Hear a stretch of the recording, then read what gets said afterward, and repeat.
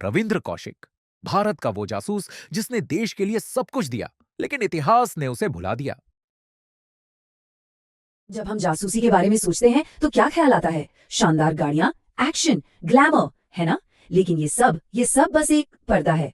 असलियत तो एक गहरी अंधेरी परछाई है। एक ऐसी दुनिया जहां आपका चेहरा नहीं, आपकी गुमनामी आपकी सबसे बड़ी ताकत है। और ये कहानी एक ऐसी ही परछाई की है, एक ऐसे इंसान की जिसके नाम को पहले धीरे से फुसफुसाया गया, फिर इस्तेमाल किया गया और फिर हमेशा के लिए मिटा दिया गया। ये कोई मामूली सवाल नहीं है। ये एक भूली हुई कब्र से आती हुई एक गूंज है। एक ऐसे आदमी की आवाज जिसने अपने देश के लिए खुद को जिंदा दफन कर दिया, और फिर जब पलट कर देखा तो वहां कोई नहीं था। तो चलिए इस कहानी की शुरुआत करते हैं। और इसकी शुरुआत किसी खुफिया एजेंसी के दफ्तर से नहीं, बल्कि साल 1952 में राजस्थान के श्री गंगानगर से होती है। थिएटर की सुनहरी रोशनी के नीचे, जहां रविंद्र कौशिक नाम का एक नौजवान अपने किरदारों में जान डाल देता था। हुआ यूं कि एक बार लखनऊ में उन्होंने मंच पर एक मरते हुए सैनिक का किरदार निभाया, और उन्होंने उसे इतनी सच्चाई से जिया कि ऑडियंस में बैठे कुछ लोगों की आंखों में आंसू आ गए। और जानते हैं वो लोग कौन थे? वो रॉ के इंटेलिजेंस ऑफिसर थे। बस उसी एक परफॉर्मेंस ने रविंद्र की किस्मत हमेशा के लिए बदल दी। उनकी जिंदगी की स्क्रिप्ट अब कोई और लिखने वाला था। इसके बाद दिल्ली में 2 साल तक जो हुआ उसे ट्रेनिंग कहना सही नहीं होगा। ये एक इंसान को मिटाकर उसकी जगह किसी और को बनाने की प्रक्रिया थी। सोचिए, उसे उर्दू सिखाई गई, कुरान पढ़ाई गई, एक ऐसा मजहबी बदलाव किया गया जिससे वो कभी वापस नहीं आ सकता था। और सबसे बड़ी बात, भारत सरकार के हर एक रिकॉर्ड से, हर कागज से रविंद्र कौशिक का नाम हमेशा के लिए मिटा दिया गया, मानो वो कभी था ही नहीं। एक एक्टर मर चुका था और उसकी राख से जो पैदा हुआ उसका नाम था नबी अहमद शाकिर। ये बात है साल 1975 की। सिर्फ 23 साल की उम्र में एक भूत ने सरहद पार की। रविंद्र कौशिक अब सिर्फ एक याद था। पाकिस्तान की जमीन पर कदम रखने वाला शख्स था नबी अहमद शाकिर। एक ऐसा शख्स जिसका कोई अतीत नहीं था, सिर्फ एक मिशन था।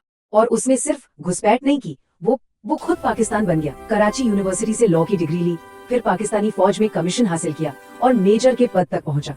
यही नहीं, उसने एक पाकिस्तानी लड़की अमानत से शादी की और एक बच्चे का बाप भी बना। सोचिए, झूठ की बुनियाद पर खड़ी ये जिंदगी इतनी असली थी कि शायद कभी कभी वो खुद भूल जाता होगा कि वो कौन है।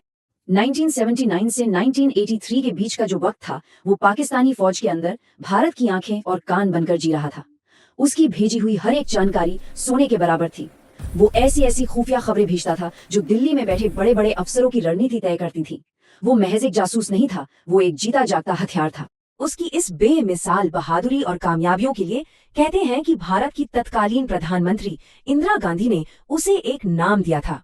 एक ऐसा नाम जो सत्ता के गलियारों में बड़े अदब से फुसफुसाया जाता था, ब्लैक टाइगर। लेकिन परछाइयों की इस दुनिया का एक कड़वा सच है। यहाँ सबसे बड़ा खतरा गोली नहीं होती, बल्कि एक शब्द होता है।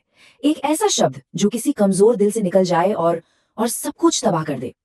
कहानी अब एक ऐसी ही मोड़ पर आ चुकी थी जहां सालों की मेहनत एक पल में ढहने वाली थी। देखिए, एक तरफ था 8 साल से दुश्मन के दिल में बैठा हमारा ब्लैक टाइगर, और दूसरी तरफ एक नया एजेंट इनायत मसीहा। उसे ब्लैक टाइगर से संपर्क करने के लिए भेजा गया था। कहते हैं ना, एक मजबूत जंजीर की सबसे कमजोर कड़ी, बस यही वो कड़ी थी जो अब टूटने वाली थी। सितंबर 1983, इनायत मसीहा सरहद पार करते हुए पकड़ा गया, और बस इसी एक लम्हे के साथ ब्लैक टाइगर की उल्टी गिनती शुरू हो गई। पाकिस्तानी इंटेलिजेंस की पूछताछ और बेहिसाब तशद्दुद के सामने इनायत मसीहा टूट गया, और उसके मुंह से एक नाम निकला, मेजर नबी अहमद शाकिर। बस एक चीख और 8 साल की खामोशी तार तार हो गई। ब्लैक टाइगर का कवर उड़ चुका था। उसे एक पार्क में पकड़ा गया। आईएसआई के एजेंटों ने उसे ऐसे घेर लिया जैसे शिकारी अपने शिकार को घेरता है। एक ही पल में उसकी वो छोटी लेकिन खूबसूरत जिंदगी शाम के धुंधलके में कहीं खो गई, हमेशा के लिए। लेकिन उसकी गिरफ्तारी अंत नहीं थी, बल्कि ये एक नए जहन्नुम की शुरुआत थी। 2 साल तक उसे ऐसी यातनाएं दी गईं कि इसका शरीर टूट गया, लेकिन देश के राज उसके दिल में महफूज रहे। उसे पहले मौत की सजा सुनाई गई, जिसे बाद में उम्र कैद में बदल दिया गया। सूरज अब उसकी जिंदगी से हमेशा के लिए छीन लिया गया था। पूरे 16 साल अंधेरे में, एक पूरी जिंदगी। उस अंधेरे की गहराइयों से उसने अपने परिवार को चुपके से खत लिखे। उन खतों में अब देश के राज नहीं थे, सिर्फ एक बेटे की, एक पति की, एक बाप की घर लौटने की गुहार थी।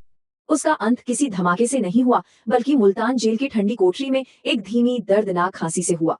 टीबी ने उसके शरीर को खोखला कर दिया था। जिस देश के लिए उसने अपनी पहचान तक कुर्बान कर दी, उस देश ने उसे दवा तक भेजना जरूरी नहीं समझा। उसने जेल के ठंडे फर्श पर दम तोड़ा और उसे जेल के पीछे एक गुमनाम टीले के नीचे दफना दिया गया, एक राज की तरह।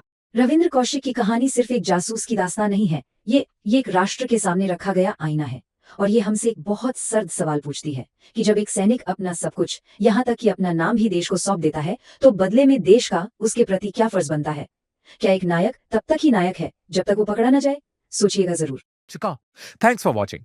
अगर आपको ऐसी सच्ची, गहरी और इतिहास से जुड़ी कहानियां पसंद आती हैं तो वीडियो को लाइक करें, चैनल को सब्सक्राइब करें और ऐसी ही और डॉक्यूमेंट्रीज के लिए हमारे साथ जुड़े रहें। नीचे कमेंट्स में अपना पसंदीदा हीरो या टॉपिक जरूर बताइए, हम उस पर अगला वीडियो जरूर बनाएंगे।